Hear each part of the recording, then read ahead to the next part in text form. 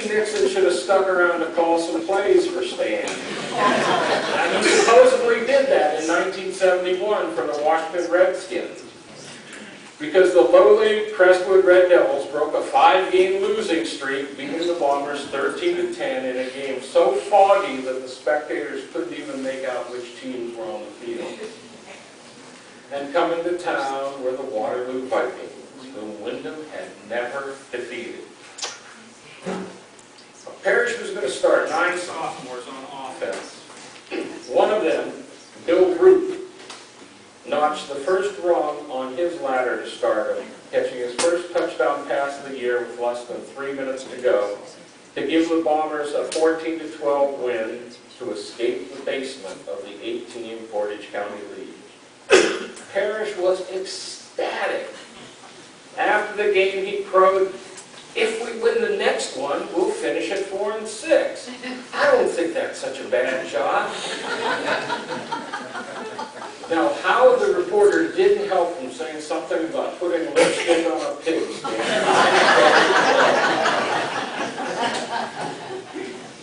But those sophomores did it.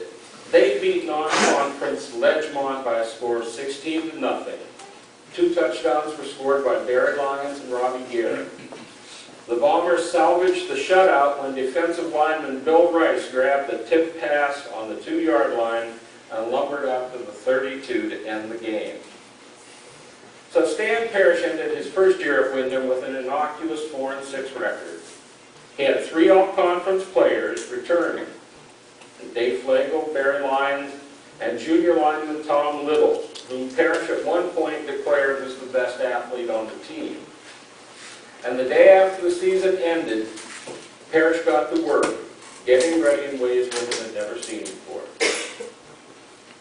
The Daily News in 1973 could not have been more traumatic. The war in Vietnam had finally ended with the Paris Peace Accord, leaving 5 Windham boys dead in what many saw as a futile cause.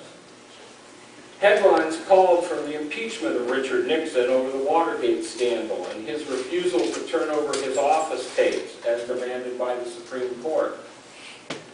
Windham Council threatened the builders of the new homes on Belden Drive with a steep fine for building houses with no water shutoff valve. The fine was $1 a day. A fight broke out at the 303 Club. 40 shots were fired, but no one was hit.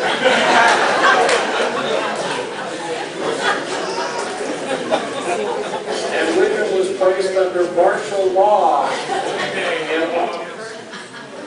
When school opened, 800 students were enrolled in Maple Grove Elementary, leading to a panicked reshuffling of classrooms at both that school and East Elementary.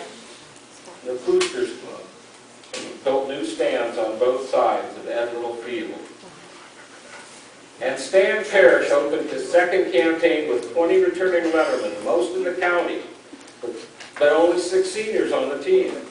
The Record Courier called the first shot, stating that the Bombers are rated by everyone as the team to beat in the PCL, although still a year away from their peak.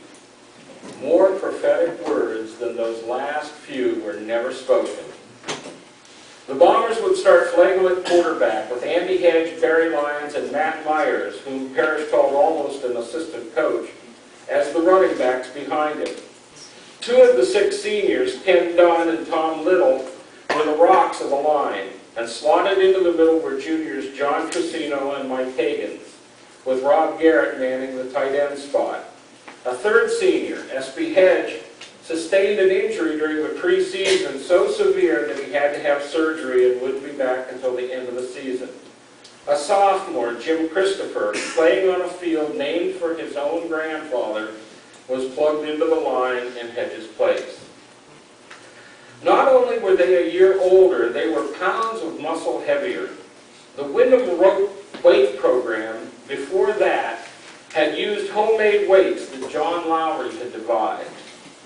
After cafeteria boss Hazel Millette prepared her legendary Johnny Marzetti for school lunches, I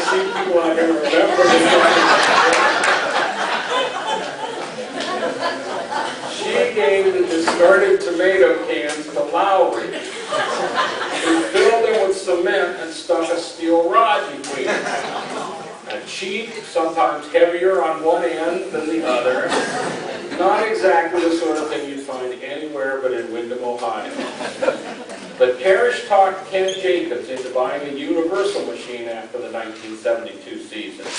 Parrish could be insistent, and Jacobs had a hard time saying no to somebody whom he regarded kind of as a protege. The Universal was installed in Oscar Templer's old wood shop, and the boys spent the winter and spring in that cold, moldy annex. Long hours in the weight room created a camaraderie that Parrish hoped would translate to the field. The season opened against defending league champion Garrettsville Garfield. Parrish had become a little more circumspect in his quote, simply saying that Garfield is the champ until somebody beats them. Now the reporter noted that Stan was grinning wildly as he said this, so the unstated next line was, "And we're the ones that are going to do it." He was still smiling 24 hours later as the Bombers staged a coup d'etat on last year's king, knocking off the reigning champ 20-8 and introducing the PCL to a primal force of nature. His name was Barry Lyon.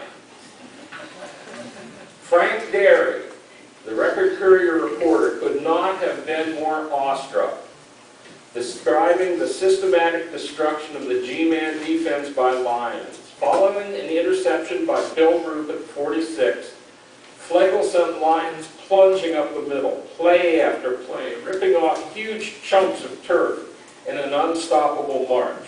Almost fumbling for adjectives, Frank Derry alternated between calling Lions massive and mammoth and crushing, words that are seldom used for running back. And when he wasn't handing off the Lions, Flegel was flinging the ball to Matt Myers or running the ball himself. And in an ode to the unsung heroes on the line, Parrish said in his post-game interview, "We won the game with our linemen. Our size just wore them down." That was to be the high point of 1973. Against Streetsboro the next week, everything that went right against Garfield went horribly wrong. The defense gave up long pass completions. The offense fumbled the ball. And in a sure sign of immature players, 4 personal fouls kept moving the Bombers out of scoring range. The final score was 20-14 for Streetsboro in a game which Windham could surely have won.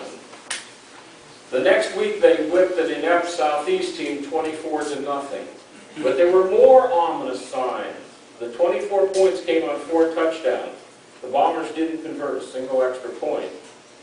Dave Flegel scored 3 touchdowns, and he and Lions rushed for 238 yards, but Flegel only completed 1 of his 8 passing attempts.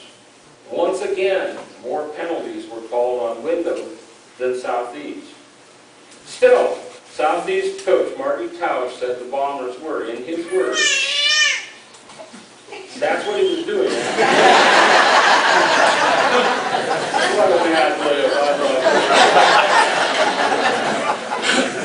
it. Marty Tausch called the Bombers one of the finest small school teams in the state. Now, Parrish used those words as motivation the next week when they faced Mogadore, a team that Parrish wrongly believed that Windham had never beaten, apparently not knowing that the 1957 Bombers of Leo Cott, featuring All-Stater Dave Flower and Hall of Famer Maurice Jackson, had broken a 30-game Mogadore win streak, the beginning of a 50-year feud between the 2 tiny schools that still continues today, and I hope continues till the day that I die. The Mogadore game was an epic struggle, but the Wildcats were ready for Barry Lyon. The Bombers were held to 4 yards rushing in the first half, and the disputed interception by Mogadore on a Flegel to Myers bomb left Mogadore on the upside with a 13-6 score. Parrish was crushed. His post-game comment was that for the first first time since I came here, the boys did not give 100%. He must have realized how that comment sounded to his team, because 4 days later he reversed his thinking completely. We're disappointed, he said, and we know the whole town is disappointed. We don't think we've been beaten by any team better than we are. I have no one to blame but myself if we're not mentally ready to play football. It got worse. The Bombers lost to Rootstown the following week, 27-14, dropping their record at 2-3. The season was starting to resemble a rerun of the previous year. Flagel was intercepted 3 times.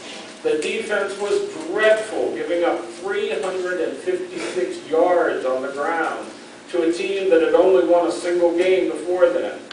The Record Courier reported that Parrish moaned after the final gun, "This is a nightmare. I can't believe what I'm seeing." Still today, Parrish says that this is the lowest that he ever felt during his young career. Even a pep talk from Ken Jacobs couldn't raise him from his faults. Windham was also ran again, as it had been, year after year. The nation was preoccupied with the resignation of disgraced Vice President Spiro Agnew the next week, while Stan Parrish tried to regroup his demoralized young team. Oh, you guys remember Spiro? I know you guys have never heard of Spiro Agnew. It's a good laugh one. Undefeated Field was coming to town. Their coach, Dale Criz, still harbored a grudge against his alma mater.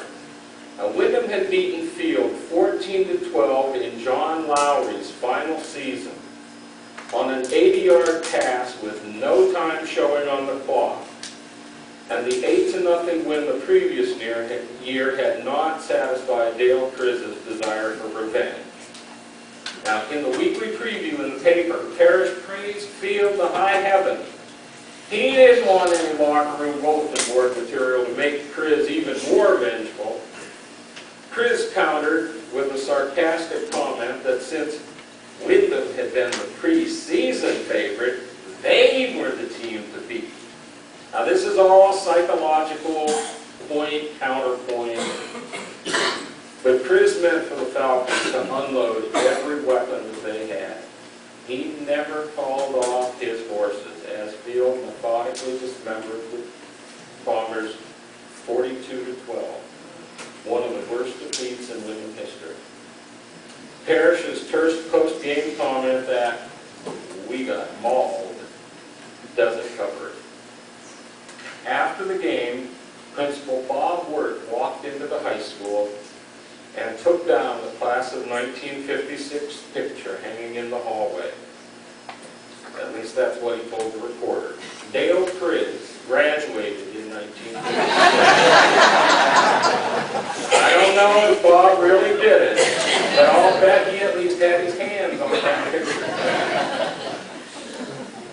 Stan Parrish must have seriously begun to doubt his coaching ability.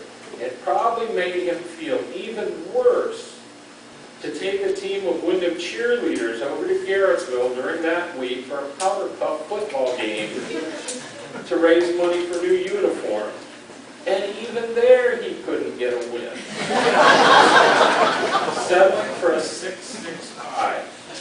Now both teams made $140, but Buck Pelsu, the G-Girls advisor, got bowled over on the sidelines, and that gave him a stiff neck for the rest of his life. If you know Buck Pelsu. Well, maybe that powder puff game wasn't really on Stan's mind. The undefeated, state-ranked East Canton Hornets were the next on their table. The score was 20-6. Windham didn't win. David Flagel had 30 tackles in that game. Didn't make any difference. Season was lost. The Record Courier wasn't even bothering to send reporters to Windham games anymore, depending on phone-in reports. But despite the horrors of the last 7 games, Parrish still believed in his team. Maybe a little tinkering would help. What he did was insane. took David Flegel out of the quarterback slot. Sophomore Kevin Cott took all the snaps the rest of the season, and he handed the ball off to David Flegel. It worked. With Flegel, Andy Hedge, and Barry Lyons running the ball, the Bombers beat Crestwood 12-3. They beat winless Waterloo 8-0, gaining 180 rushing yards. And in the last game of the season, playing in a sea of mud and a blinding snowstorm, they intercepted 4 passes and beat Newton Falls 8-0. They scored exactly 4 touchdowns in 3 games, but they won them all. The season from hell was over.